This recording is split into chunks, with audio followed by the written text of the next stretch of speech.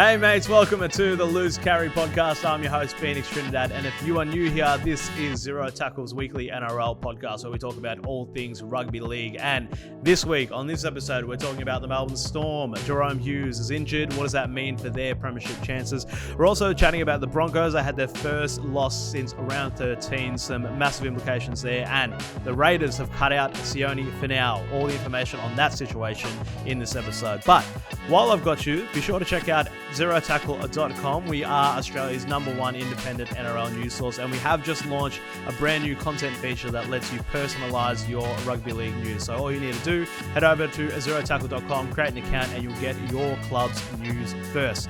All right, with all that being said, let's get into this episode of Loose Carry.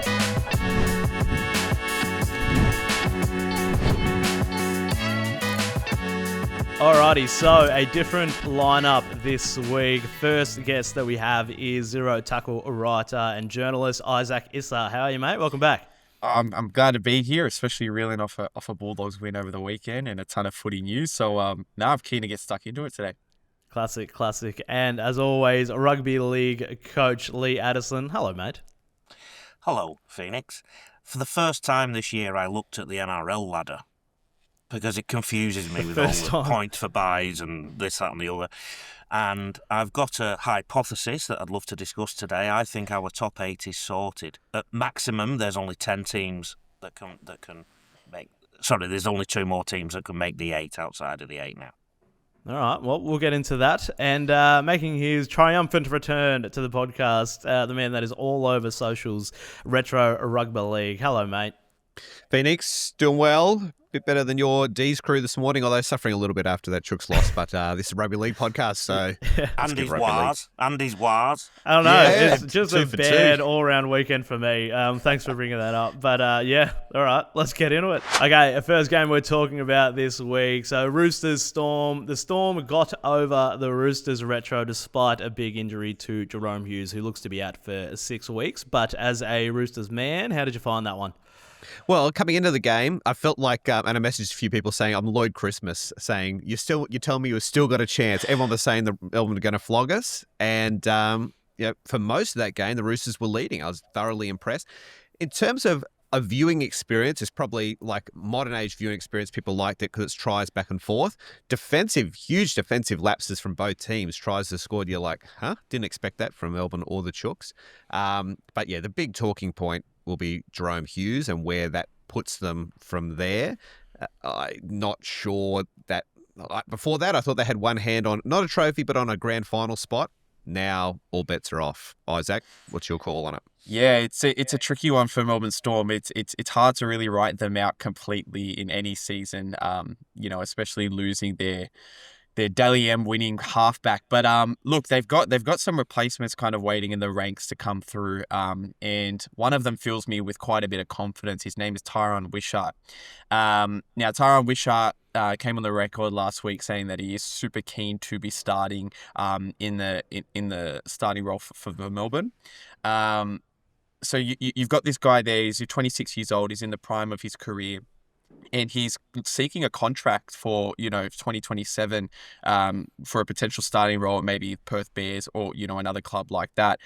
So this is, a huge opportunity for him to boost his stocks in the NRL as a starting half. So, look, I would expect to see him in there. Now, the other guy that has been floated around is a Jonah Pezzett.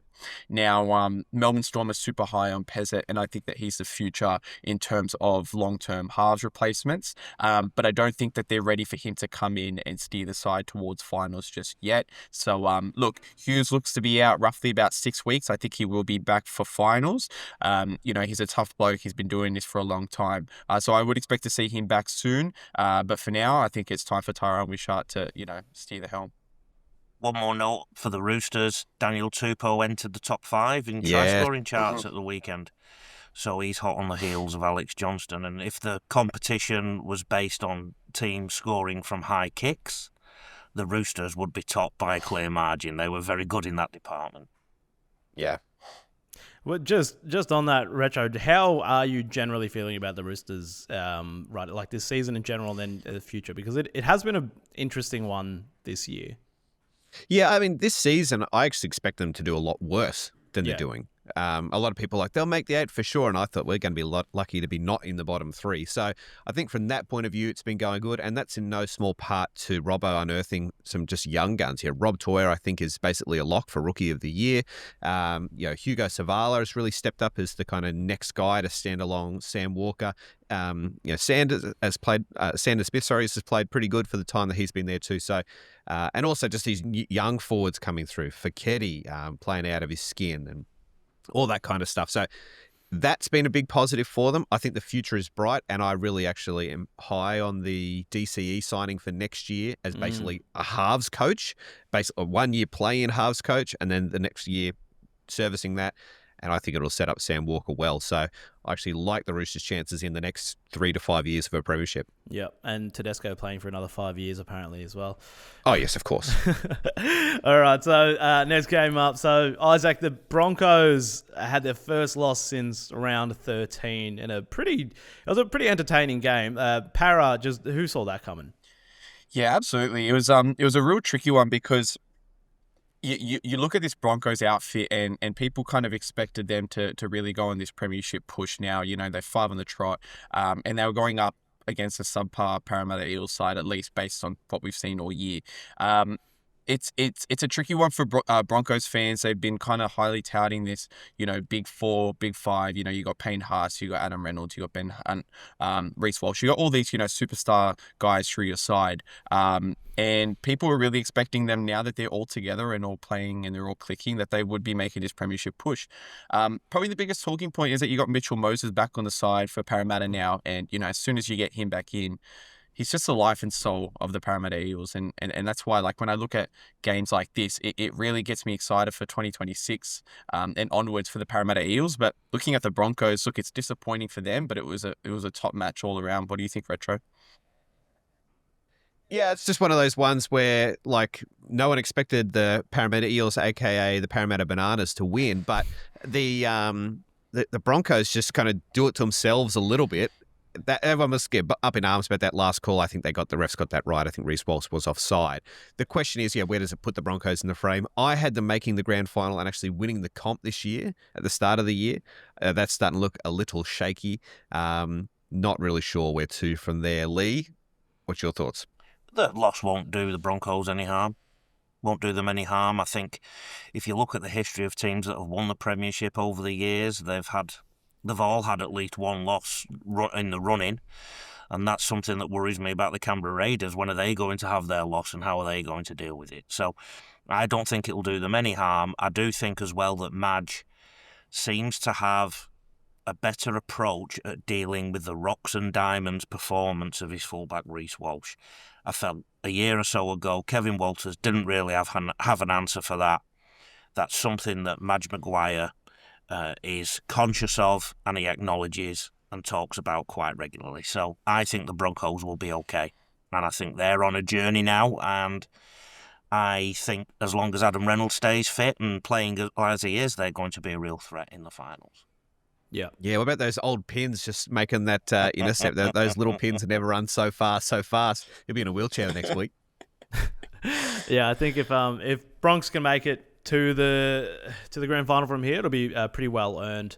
So Lee, sticking with you, Cowboys versus Dragons. So our faithful editor of Zero Tackles, Scott, has put in, he's a Dragons fan, and he said the Dragons just stood there and watched blokes run past them. Goody. I love his analysis when it comes to the Dragons. So much so that because I'm a massive socialite, Phoenix, and didn't get a chance to see the game live, I was too busy fraternising with the business community, I was checking Scott Pride's tweets to keep an eye on the game, and I'd like to refer to these now. So these are his tweets pertaining to the game between the Cowboys and the Dragons. First tweet, quote, "Our last tackle plays make me want to gouge my eyes out," unquote. Second tweet, "We're going to concede 60. Third, "I'd call it touch footy, but we aren't even doing that." Fourth tweet, quote, "I'd like to report 17 missing NRL players in Townsville. There is no way these blokes are paid professional rugby league players. Must be imposters," unquote. I've lost track now. The next tweet, quote, 3 tries where we have just stood there and watched them run past. I think I'll flick over to Happy Gilmore too instead.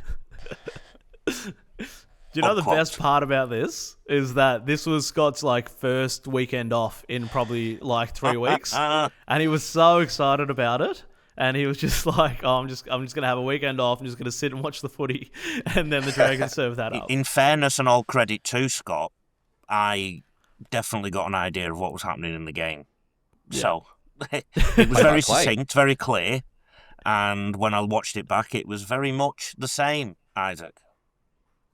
Yeah, absolutely. And I feel like even if you were kind of keeping track of Scott's Twitter, I think that, a lot of people just checking back on the score would have just known that this is just classic Dragons at this point. It's really disappointing.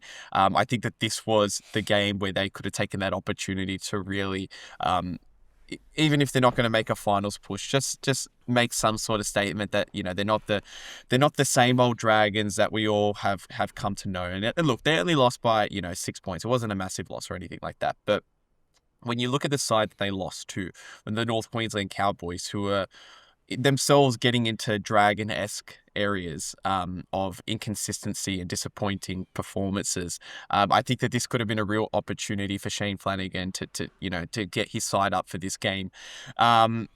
Look, when we're looking at both these sides, neither of them are going to make a real push towards the finals or make any big splash in 2025. When you're looking at 2026, both these sides do have a lot of changes that they need to make moving forward. And I think that if this game wasn't a wake-up call for Shane Flanagan, to be losing to a side like the North Queensland Cowboys and conceding close to 40 points while doing so, I think there's some real issues in St. George. What do you think, Retro? Yeah, I mean, the good thing about St. George is they're tough to beat, right? So they're not winning the games, but at least they're making it hard for opposition. So that's a positive sign that's very Shane Flanagan-esque. I don't know where the light is at the end of the tunnel. I think there's a few fan bases that every year just have to stare themselves in the mirror saying, why am I still a fan of this club? Newcastle is one, Dragon is another, Titans are the third. What West Tigers fourth. What do you do with your life as a fan of these clubs? But I just don't know where things go to for the Dragons, except for maybe Shane Flanagan is their greatest hope there. Before we move on, a note on Todd Payton, who was under so much pressure apparently the week before they got a win. I actually think that kind of win doesn't really lift that much pressure on him. If I'm honest, they conceded that many points. And if people want updates on the Dragons, SK_Pride PRYDE on X. Great. He's going to love this episode. All right, moving on now to probably not a huge amount to take away from this one. I mean, I don't know. What did you think of this one, Lee? Warriors versus Titans. It's not fun for my end. But that's why you don't want to talk about it. Yeah. Yeah. Warriors were a little bit cocky, I think, after scoring the first 2 tries quite early. The Titans turned up for Des. I exchanged messages with Des in the week because obviously I used to work under him, and sent him a congratulations, and we had a nice exchange. And I think just in that exchange, the conversation I had with Des just shows why the players do tend to love him and want to play for him. And I think they definitely played for Des at the weekend. The ironic thing is that everything that they haven't done for seemingly a decade, they seem to do at the weekend. They built pressure, they held the football, they limited their penalties, they played a attritional game and stuck in there and hung tough at a venue that's very hard to win at, or it used to be until you started supporting them. How good was Kieran Foran, though, winding back the clock? I love Kieran Foran. He's just tough as nails, digs in the line, but he showed a bit of class and flair. I love seeing him doing the damn thing. Absolutely, absolutely. He's really he's finishing up at the end of this year, and he shows these glimpses of brilliance, and it's DCE-esque, just aging like fine wine, and you just love to see it from Foran, and for him to get up for his coaches, big game. It's awesome to see. Is he sticking around in a coaching capacity after he retires? I'm not sure if it's... I might not be across it. I'm not completely sure, to be honest. I would hope so, for the Titans' sake. Absolutely. I think he's fantastic for them. Just a question without notice, Lee, because I'm just picking up now that like there's a couple of teams that are in that sort of top end of the ladder that have just let a couple of games slip recently. So like the Broncos and the Warriors.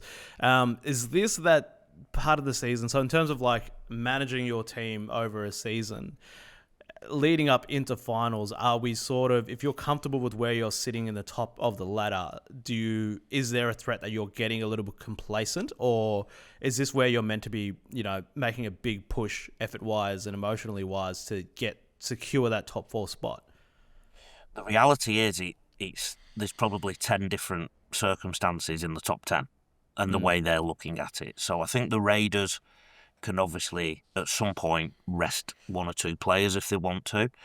Panthers have done that in the past when they've been running away with the minor premiership. But I think the Sea Eagles have to be up there every week. The Roosters have to be up there every week. They're sitting outside the 8 right now, and I actually think that they've got it all to do. Obviously, your Sharks, your Dolphins, they're at risk of potentially falling out of the 8 if they're... Well, definitely the Dolphins, maybe not the Sharks as they have a bye.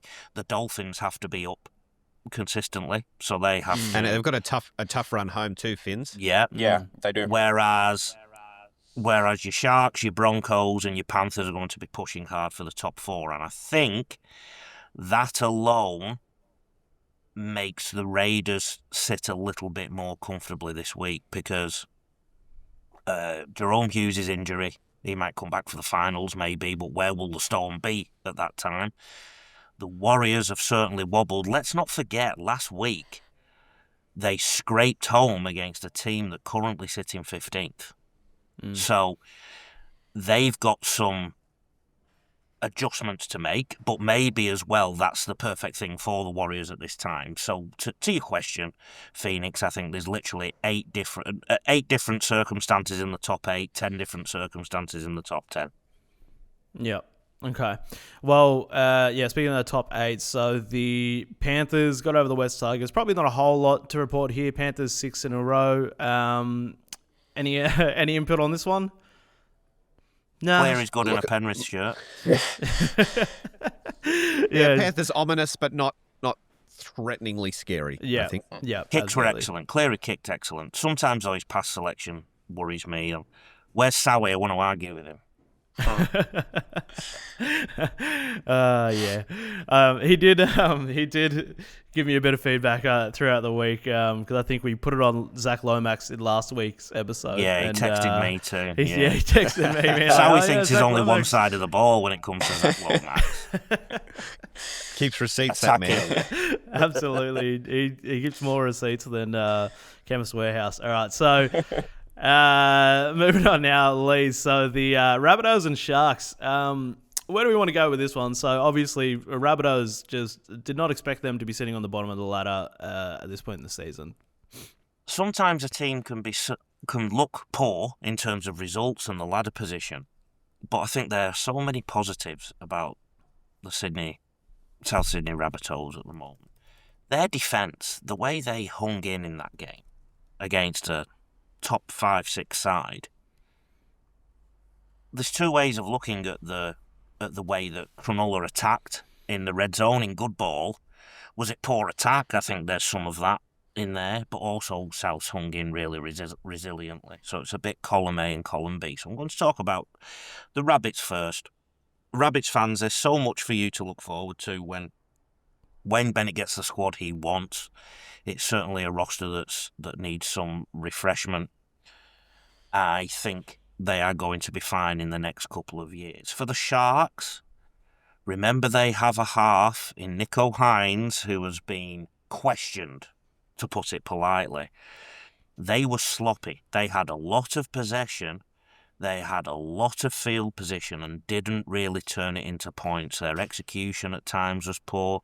They made some errors at key stages. Their counting of numbers in the defensive line, their last tackle option, the relationship between heading north-south on a field retro and then the coast-to-coast football, which was ironic as they were playing on the Sunshine Coast. I think that the Cronulla Sharks have more questions than answers after that game.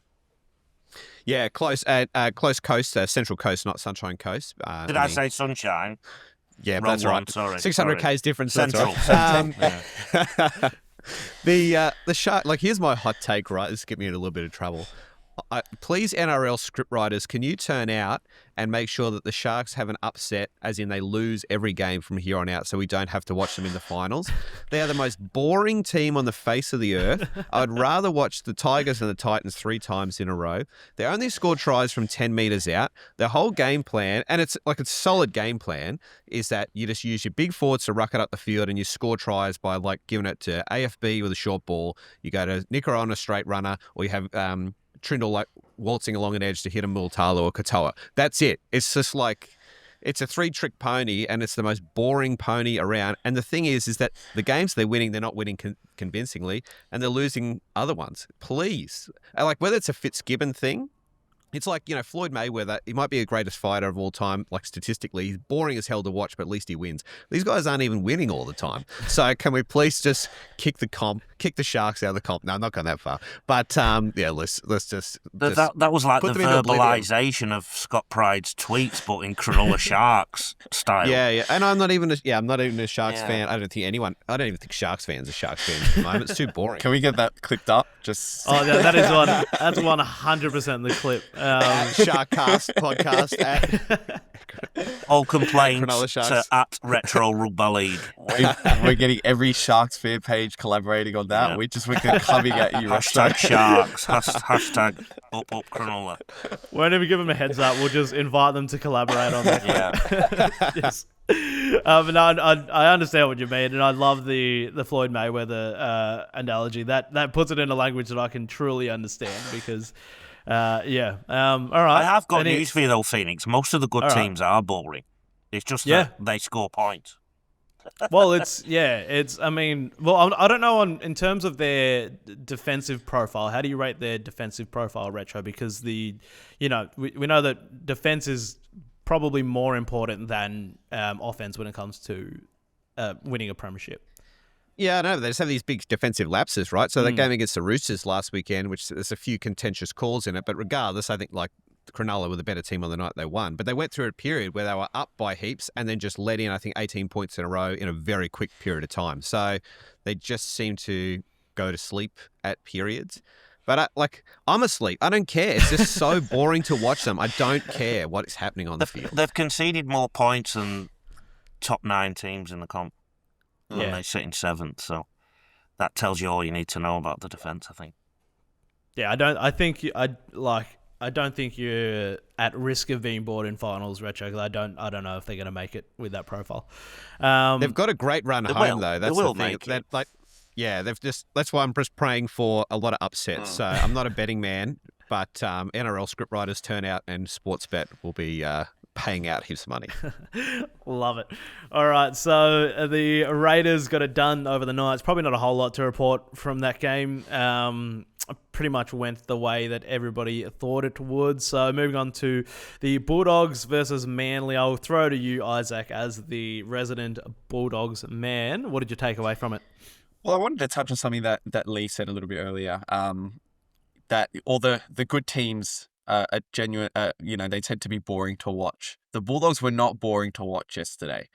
The Bulldogs came out yesterday and did exactly what I think 85% of media on television, on socials were saying that they couldn't do. They came out and they put points on. Now, the Bulldogs have been credited for their defense, on a lot of occasions this year, but their attack, especially with Lockie Galvin coming into the side, people have been a little bit hesitant to give them that edge. But I think they came out yesterday and they played their, standard grind out style of footy in their first half. The halftime score was, I think it was 12-4 to the Bulldogs. And then you come out in the second half and the final score was 42-4. And I think that it goes to show that, there are, systems in place and it's clicking. Cameron Ciraldo came out after the game and he actually said that we changed our attacking game plan 2 days before the match because what we were doing was not working, which I've never heard a coach admit that they changed the game plan literally 2 days out from the match. So, a very interesting one, for him to come out and say that, but it clearly worked. What do you think, Lee? I think that you're showing Scott Pride-esque rationale to your analysis there. I said that the best teams can be boring to watch, so you automatically assumed I meant the Bulldogs. No, joke. They are one of the best sides, but you also said in your analysis, mate, that they were attritional in the first half. They ground it out, and that's what set the platform for the rest of the game. Now, I'm going to wind you up a bit more, though. They once again benefited from playing a team that had a big journey the week before, had a huge effort to beat Melbourne, and all that the Bulldogs had to do was play the Dragons in Sydney the week before on exactly the same day. So once again, they've benefited from the draw. Yeah, Clip this up, Phoenix, and you'll have every Bulldogs fan trying to lynch me. Manly didn't look encumbered. Manly didn't, in the early stages of the game, Manly didn't look drained. I mean, Matt Lodge was fired out of a cannon, so they looked up for it. Being as it may, Matt Burton was very exciting in that early period. He was just had spiders all over him. I thought that was going to be like an 18-6 scoreline, and then Dogs just ran away with it in the second half. The halftime bell in the second half, that's when the pressure really told. So it's using your fighting analogy again. It's like Manly came out the first 6 rounds, just threw everything at their opponent, and then had nothing left for the last 6. I will say an interesting talking point on this game, just steering to Manly. Now, obviously, the Dogs are the big talking point. There's been a lot of headlines around them, but steering to Manly quickly, we've got Olakau'atu, who is now injured again, dislocated his shoulder. Now, as many would know, he's been out for 6 to 8 weeks, I think, with a shoulder injury. Anthony Seibold came out in his press conference and said that they were aware of the risk that he would re-injure it again, saying that the medical staff told him that there was a 90% risk of him re-injuring that shoulder, which is crazy because I believe that Manly were on a 3-game winning streak. Correct me if I'm wrong.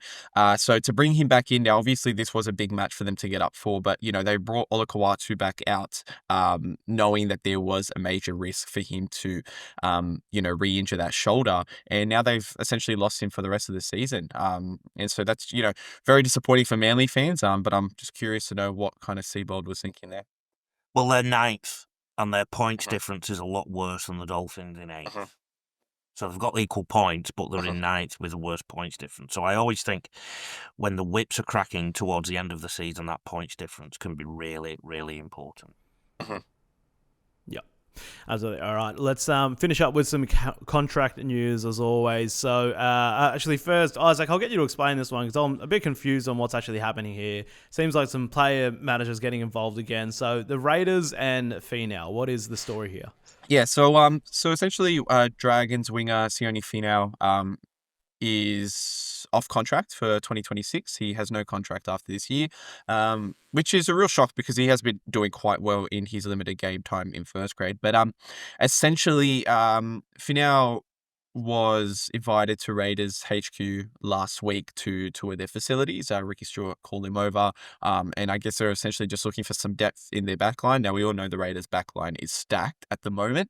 So they've invited him over. He's toured their facilities and all went quite well. Ricky Stewart's come out and said that he really enjoyed meeting him. Unfortunately, that deal may no longer be transpiring due to the fact that this meeting was leaked by Finau's management. Now, I know Lee has a lot of experience with player managers and stuff like that, so I'll steer it to him. But Ricky Stewart's essentially come out and said that this was meant to be a private meeting between the winger and the club, and that essentially the deal is at risk now, in his words. So this now leaves Finau out of a contract for 2026 with no other clubs at the moment chasing him. Dragons haven't offered him anything, which is really disappointing because at the end of the day, we know that players aren't the ones who are leaking things to the media. It is the player managers and stuff like that. So I'll steer it to you, Lee. What do you think about this situation? In my previous life, I was a media officer in Super League. And when players were contracted, their contracts were up and they were negotiating their next contract, they used to come and be my friend for a couple of hours and then throw in, Lee, can you maybe get it to the local journalists at the Roosters or the Tigers or whoever are after me. Obviously, back then, over 20 years ago, it wasn't as easy to pick up the the phone and message somebody in Australia. There was a delay on the phone line. When it was hard to get hold of people.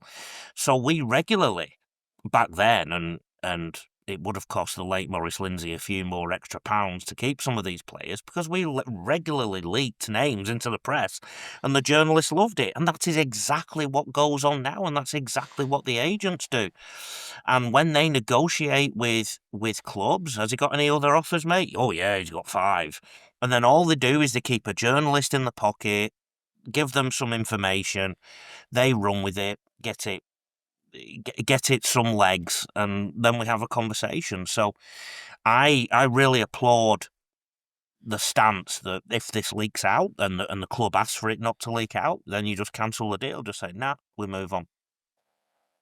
Yeah, I think it's tricky because, again, and it's exactly as you said, if the club has specifically requested that this meeting stays private, then it's unprofessional. Now, as for player managers chatting to journos about potential deals and whatnot, maybe, it's a journalist bias. I don't think it's a huge issue as long as everyone is kind of transparent about the situation. Now, if it's been identified that this needs to be a private, meeting, and it has still leaked, I don't think you can be too shocked that a deal has been pulled off the table.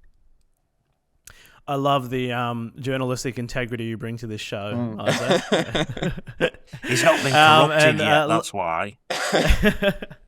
Last one is Adam Doueihi's future. Isaac, I'll get you to give the rundown on this one as well. Yeah, so Adam Doueihi currently off contract for 2026 as well. Now, obviously, been at the Tigers for, I think, 6 years, and was at the Rabbitohs before that. Doueihi's got 2 contract offers on the table. Now, before we get into them, a lot of talk around him potentially going to the Penrith Panthers. That has since been squashed by Panthers CEO. He says that they will not be interested in Doueihi's services for 2026. And so that leaves 2 sides. Now, it leaves the Tigers, who have offered him around $350,000 for a year, or the Dragons, who have offered him $400,000 for a year. So a slightly bigger offer on the table at the Dragons. Now, you've obviously got Jack de Belin leaving. They're by no means set on their halves, even with Daniel Atkinson coming in. So there are, positions for him to fill at the Dragons. Or he could stay at the Tigers, but look, it sounds like there is a little bit of friction between him and the coaching, staff and admin at the Tigers. And obviously there's more money at St. George. So I'd personally expect him to end up at Dragons. But again, it just depends what you think he's worth and what his best position is, really. Any opinions on what his best position is? Utility. That's a position now. Yeah, I agree with Lee, actually. Like, he's a bit of a Mitch Orbison type, right? Like, it's just a bit of a sticky glue that you just put in wherever he needs to fill out the gaps. I don't know. If I'm a Dragons fan, I'm not particularly excited about that. Like, just another kind of, stayer. Do they need more of those? So you don't see Adam Doueihi like having any sort of adding any edge to this attacking side at Dragons at all, or you think he just kind of put it like this, right? If you're making a poster of saying come to this Dragons game, it's going to be really exciting, and Adam Doueihi's on the poster, okay, you're not set on fire by that. No disrespect to Adam Doueihi, he's a stayer, right? But he's not going to light you up. Yep. That's what the Dragons need. I think with the way the current salary cap is set, and look, it's set to rise again, I think 27 or 28. Look, 400,000, 350, 400,000 is not, you're not paying overs for a guy like Adam Doueihi if you're paying around that much. That's fair. He'll come in, he'll if you've got Origin guys in your side, he can come in and he can fill essentially any position that they leave. He can fill the position of Jack de Belin. I think he could be a really good lock. Or you could chuck him in the halves with Dan Atkinson as well in 2026. So look, if you're paying 350 to 400,000 for a guy like Adam Doueihi, it's you're not breaking the bank for him. And if anything else, like a real underrated quality of Adam Doueihi's game is actually his leadership. He's a great leader, and he's a great voice to have on the field. And I think while the Dragons have a lot of veterans in their side, I don't think that they've got a guy like Adam Doueihi, maybe, Clint Gutherson. But I think, having a guy like him in your locker room, having him in your spine or in and around the middle, I think, for 400,000, it's really not a bad deal at all. Yep. Absolutely. All right, we're going to have to call it there. So the round 22, let's have a quick round table on what we're looking forward to, who we're tipping, any upsets. We'll start with you, Retro. Well, I just had a quick scan through. It's not a particularly stellar round this round. I think the two exciting games are Warriors Dolphins and Roosters Manly, and my bias may be showing there. So, yeah, I think Warriors Dolphins is the only one you'd really turn on your TV for if you're a neutral. Yeah, good Friday night one. What about you, Isaac? I'm going to go Manly Roosters. I think that, Manly have a real point to prove after getting flogged this weekend. And I think Roosters, despite the loss, I think that they had real promising signs, and I think both will want to kind of make a bit of a statement next week. Yeah. Sea Eagles, Roosters, whoever loses that game, they can almost forget about the top 8. And I will also say, again, maybe a little bit of bias, potentially not fireworks on the field, but Tigers versus Bulldogs, Lachlan Galvin versus the Tigers again. I think that'll be an interesting matchup to see how he goes against his old club. So that's one to keep an eye on. Get him defending on an edge where Benji's standing on the sideline. That's what I want to see. On behalf of Mr. Pride, I want to say how important and how good the Dragons game will be this weekend. Who are they playing? The Raiders. It'll be brilliant. They'll get pumped by 50. Get ready for subscribe to Scott's Twitter or whatever. Canberra to will see be his scared updates. about that journey. Alrighty. Well, that wraps it up for this week. Let's get the plugs in. Retro Rugby League. Where can the people find you? You can find me on TikTok, Instagram, and Facebook, and now via the website www.RetroRugbaLeeg, like Peter Volandis would say it. Oh, he's got a website going. All right. Yeah. Lee Addison. We've got a book here, I think. You didn't ask me where you'd find me. You'd probably find me in the gym as of late. All right. Yeah. Are we back? Are we boxing again? Again, I just continually boxing at the moment. I'm the world champion of my street. Rugby. Shout out to Sunnyvale Retirement Home. When I do some work, it's rugbyleaguecoach.com.au, Rugby League Coach on socials, and yes, that best-selling book in your midst there, Phoenix, is something that everybody should pick up. Mitts. Look. And Isaac Issa. Yeah, you can always find me, writing something up on zerotackle.com.au. I'm always getting the news out, when Scott's not putting through some articles about how the Dragons are going to win a premiership in the next 5 years. You can also find me on socials, Isaac Issa _journalist, and that's pretty much it. Love it. Thanks for your work, boys, and we'll catch you next week.